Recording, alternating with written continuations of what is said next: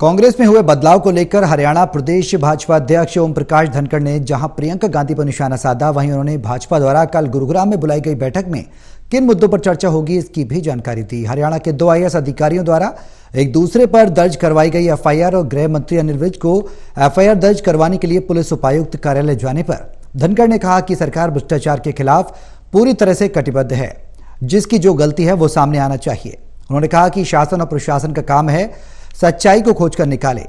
इन सब मुद्दे पर खास बातचीत की हमारे संवाददाता अनिल कुमार ने हरियाणा प्रदेश भाजपा अध्यक्ष ओम प्रकाश धनखड़ से। गुरुग्राम में कल भाजपा की होने वाली बैठक में किन मुद्दों पर चर्चा होगी, इस मेरे साथ हैं भाजपा प्रदेश अध्यक्ष ओम प्रकाश धनखड़। इनसे जानते हैं कि कल की बैठक में किन मुद्दों पर चर्चा होगी। देखिए, कल हमारी 200 से अधिक प्रमुख नेताओं की बैठक है गुड़गांव भाजपा कार्यालय गुरु कमल में। और ये बैठक जो है प्रधानमंत्री नरेंद्र मोदी जी की सरकार के जो 8 साल पूरे हो रहे हैं 26 मई को, उसके लिए एक बड़ा संपर्क अभियान हम लेने जा रहे हैं।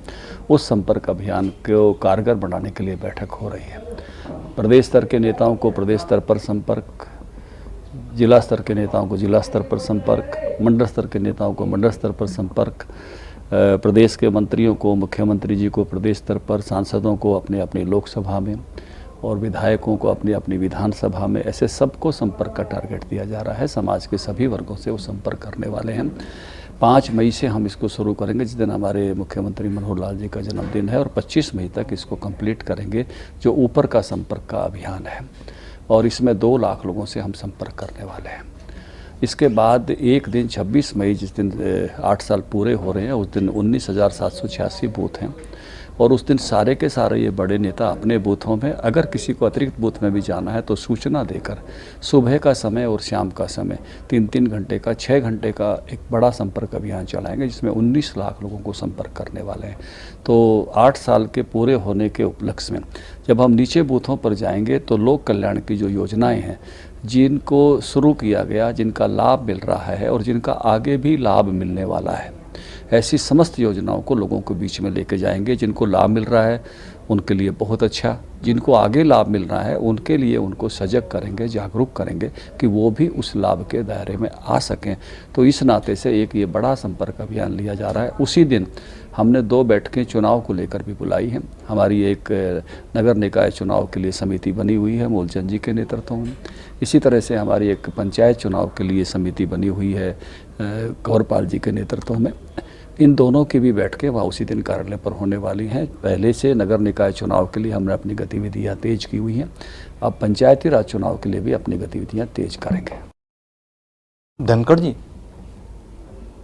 जिस तरह से हरियाणा प्रदेश कांग्रेस अध्यक्ष बदल गया है और आम आदमी पार्टी भी हरियाणा में पैर पसारने शुरू कर दी है, तो आने वाले समय में भाजपा पर कितना इसका असर होगा, और जो निकाय चुनाव हैं और पंचायत चुनाव है, इस पर भी क्या असर दिखाई देगा?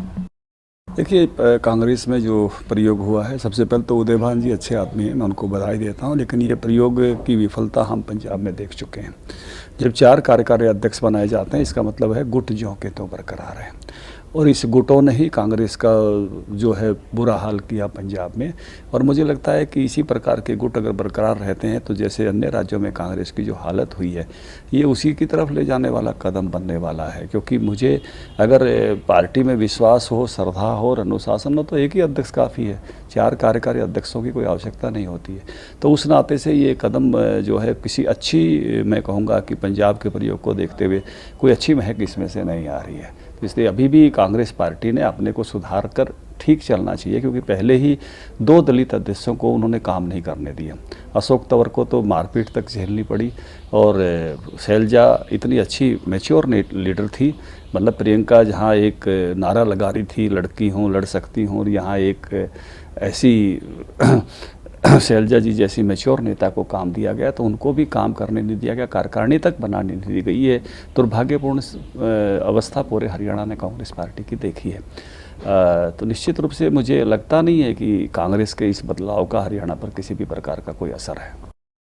धनखड़ जी, भाजपा भ्रष्टाचार पर लगाम लगाने का पूरा प्रयास कर रही है, और यहाँ तक कि चपरासी से लेकर IAS तक जो भी अगर भ्रष्टाचार के संदेह के घेरे में है तो विजिलेंस विभाग को पूरी शक्तियाँ दे दी हैं कि उन्हें परमिशन लेने की ज़रूरत नहीं है।